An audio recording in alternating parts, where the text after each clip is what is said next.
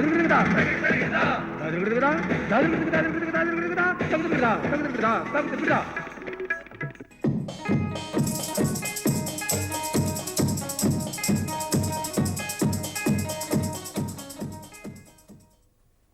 all those interested in the well-being and the welfare of the visually impaired, a very warm welcome. Namaskar. Friends, amongst all our senses, the most significant one is the sense of sight.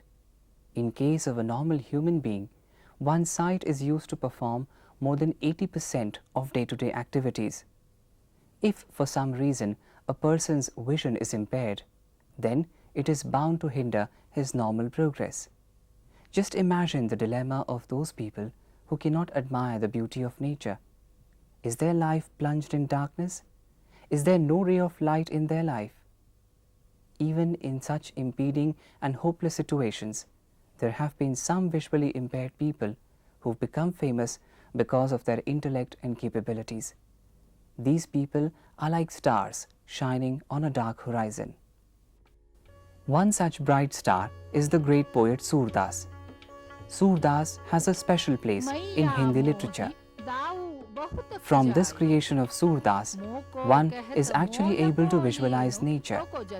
His vivid sense of imagination is also evident. कहा कहो एहि रीस के मारे खेलन हो नहीं जातू पुनि पुनि कहत कौन है माता को है तुमरो तातू. Without the mention of John Milton, the list of the famous visually impaired people in history would remain incomplete. Seasons return, but not to me returns. Day or the sweet approach of even or morn, or sight of vernal bloom, or summer's rose, or flocks, or herds, or human face divine, but cloud instead, and ever-during dark, surrounds me from the cheered ways of men. These are a few glimpses from the life of Helen Keller, without which one cannot continue.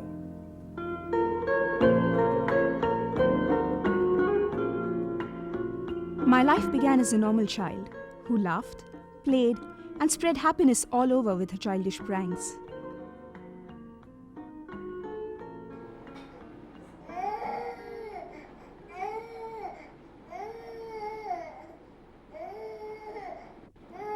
One day, however, all the colors of my life vanished and my dreams lay shattered when I became the victim of a disease known as acute congestion of the stomach and brain.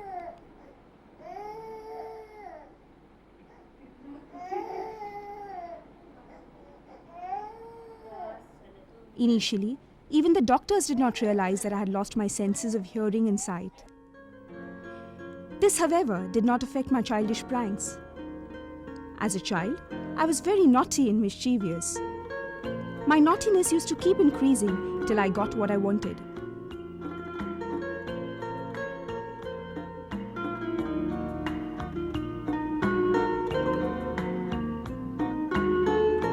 Gradually, the need to express myself kept on increasing, and very soon I ran out of all the known signs for communication.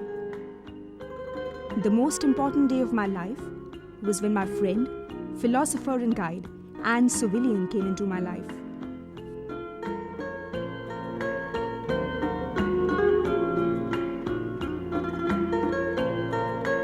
My life before I came to know her was like a ship drifting in the sea, unaware of its destination.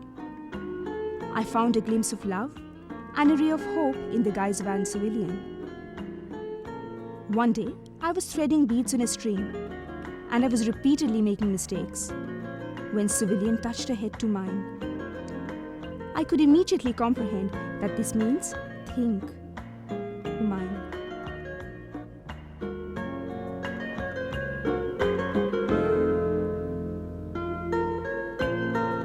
All those things which had different shapes or smells or tastes became the means of my learning.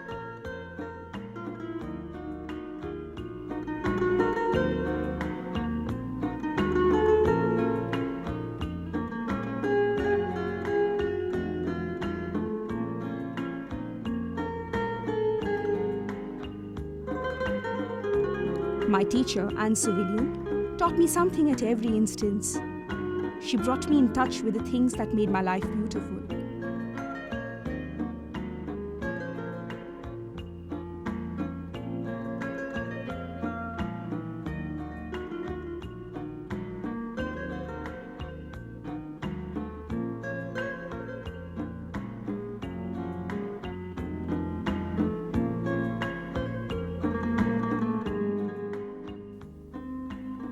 In spite of being deaf and blind, Helen Keller reached the pinnacle of knowledge. She went to the Perkins Institute for Studies and attained her degree at the Rediff College of Massachusetts. The hardships of her life could not defeat her. She spent the rest of her life in the service of the physically handicapped. She lived a complete life in its true sense. I am really grateful to God for this handicap, because of which I have been able to understand myself, my work, and the Almighty Himself. By their deeds, these great personalities have proved that in spite of being visually impaired, by no means were they helpless and handicapped. Today there are many social service institutions that are active in this field. They play the same role in the lives of the visually impaired as Annie Sullivan in the life of Helen Keller. These institutions not only offer guidance, but are instrumental in nurturing self-reliance. One such institution is NAB, that is, National Association for the Blind, which is active in the service to the blind. The Mata Lakshmi Nursery for the Blind, in collaboration with the NAB, is a preschool facility for blind children. The children who are admitted into the school are between the age of 2.5 to 6 years of age. The main thrust of the program is to provide early intervention to these blind children so that they can gain an education in all areas of development and can finally be mainstreamed into normal society. Once the children leave the school, which is about 6 or 7 years of age, these children should be ready to start first standard education in either a sighted school or in a school for blind children. The areas of main development that we emphasize on are that the children should have social development. That is to say that they should be able to interact with other children and people in normal society. They should also have emotional development, which means that the child should be comfortable and confident with their handicap and not feel that they are any different from other children. Towards this end, we provide the children with counseling and guidance, make sure that they learn to express their feelings, their doubts, their anxieties, so that later on in life they can be a part of society and be a contributing part of the society. The other area of development that we emphasize on is physical development, both gross and fine motor development. For fine motor development, we make sure that the children do a lot of activities which give them experience and practice in using their hands and other parts of their bodies so that they can coordinate and do things for themselves. We also emphasize a lot on academic development. Now, in the area of academic development, their education is on par with that of normal children in normal nurseries. For this, they have to learn concepts from grassroots level. They also have to learn things about themselves, their family, the immediate environment, general knowledge, the fruits, the flowers, the things that they come into contact with in daily life. And all this is done through a tactile approach. Because these children do not have vision as a means of input, we emphasize on the tactile approach. So everything that these children learn, they have to learn by actually experiencing, touching, feeling, tasting it. The other approach that we use in consonance with the tactile is their auditory approach. We also lay a lot of emphasis on language development. The children have to learn both expressive and receptive language. They have to learn how to interact with other people, to express what they feel, what they need, what they want or don't want, and in a meaningful manner. Self-help is another area of development. Now, normal children learn by looking at other people. So if a child is sighted, he automatically follows the example of children and people around him in daily life. But since the blind children don't have that advantage, everything that they have to learn has to be taught to them, nothing can be taken for granted. So the teachers make sure that the children are bowel trained, that they can learn to eat independently in a socially acceptable manner, that they can dress themselves, that they are mobile in familiar surroundings, and that they learn to dress themselves, bathe, brush their teeth, and do everything independently. They should not be a burden to their parents or to society. In fact, they should learn to be contributing members of society. So the earlier we start, the earlier the intervention takes place, the sooner the parents of the children accept that their child is not really very different from other children and can in fact be educated and not be a burden on them, the better it is for the child, the family and society at large. We also emphasize very greatly on the child's extracurricular activities.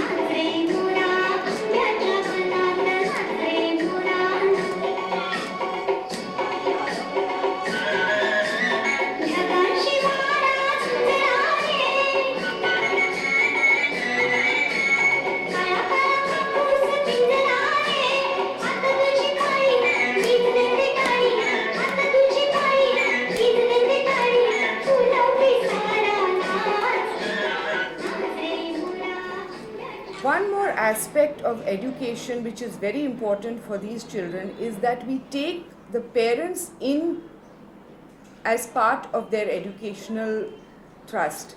If parents don't feel comfortable with the children, if the parents feel that their children are different, then the parents themselves stand as a hindrance to the child's contribution and betterment. We provide counseling for the parents and guidance for the parents. We also make sure that the parents meet with each other so that they can form a sort of support group and exchange ideas. We encourage parents to be part of the school curriculum, to contribute in terms of sitting in the class, learning how to teach their child so that they can incorporate this at home at a different level. Because the child is with the parent most hours of the day and is in school only for a few hours. So the parents have to continue the education without a break. All of this is done so that the child, when he finishes the nursery program or the preschool training program, is able to join up, as I said, with first standard level of education, either in a school for sighted children or in a school for blind children. From then on, the education should have no barriers, and a child, there is really no reason why a child cannot go on to finishing schooling and college and be an independent, contributing member of society. This script is primarily based on 6 dots. For those who do not have any knowledge of Braille, we will use this piece of wood to get you acquainted with it. It has 6 nails in it. These nails have been numbered with respect to the front and back of the hand. 1, 2, 3, 4, 5, 6.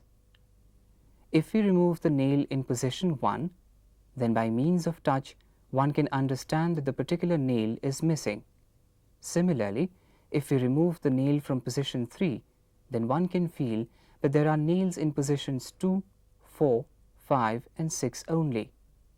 This method is used mainly for those people who have absolutely no knowledge of Braille. If you see this paper, one can see 6 dots here. We can feel these by touching them.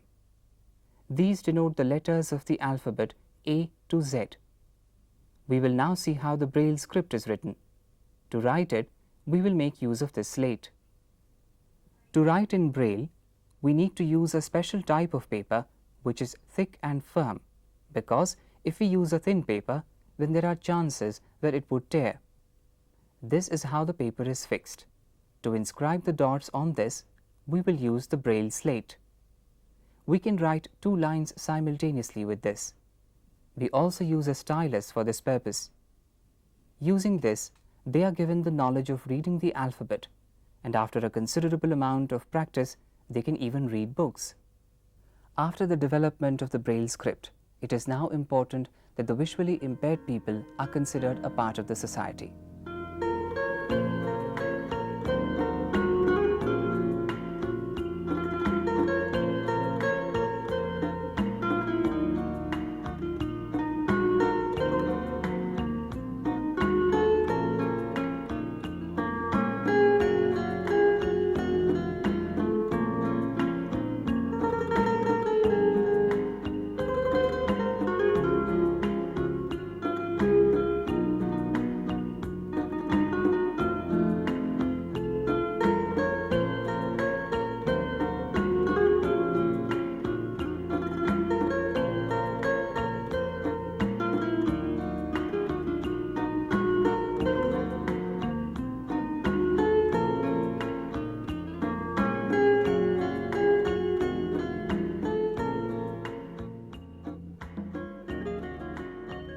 We have students like Anand, Apurva, Kriti Banga in a school.